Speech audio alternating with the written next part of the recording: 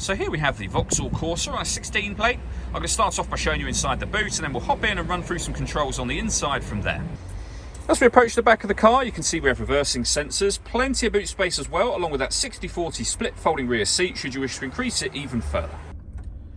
Okay, now that we're inside the car, we're going to start with the dials. On the left-hand side, we have the rev counter, and on the right-hand side, the speedometer. In the middle, you can see the total miles for this car. They are 7,960. Above that, we have a digital readout for the speedometer. You can change the information that's displayed there for various bits of trip computer and fuel economy information using controls on the indicator stalk. We then also have the fuel gauge and coolant temperature gauge above that.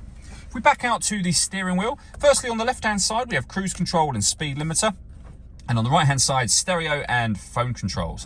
You won't be able to use the phone controls until such time as you paired the phone up to the car, which is done over on the touchscreen in the center just here. Hit the phone icon and then follow the instructions on screen from there. You can project certain Vauxhall-friendly apps up onto the screen by hitting projection and connecting your smartphone up via the USB cable that it would have come with originally. And then audio. We have a few ways in which we can listen to music in this car. AM, FM and DAB radio, as well as USB inputs and Bluetooth audio as well. We have the main volume for the stereo just below that. Underneath that, we have the air conditioning. So you can adjust the temperature, the fan speed, and the direction the air is being distributed in. Hit this button to turn your air conditioning on. Same button again will turn it off, and it's on when that light shows. You can recirculate the air that's in the car. That's a great way of heating it up or cooling it down quickly, depending on the temperature you set here. Back up above that again, we've got a heated steering wheel as well, a heated passenger seat and a heated driver seat.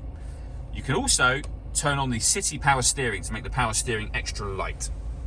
We have a USB input and a 12-volt charging socket underneath that, and then the gear lever for the fully automatic gearbox. The plus and minus button will allow you to change gear manually with this automatic gearbox. All that leaves me to say is thank you for taking the time to watch this video. If you'd like to come and see the car in person and have a test drive, please feel free to call any of our MJA sites. We'd love to hear from you soon.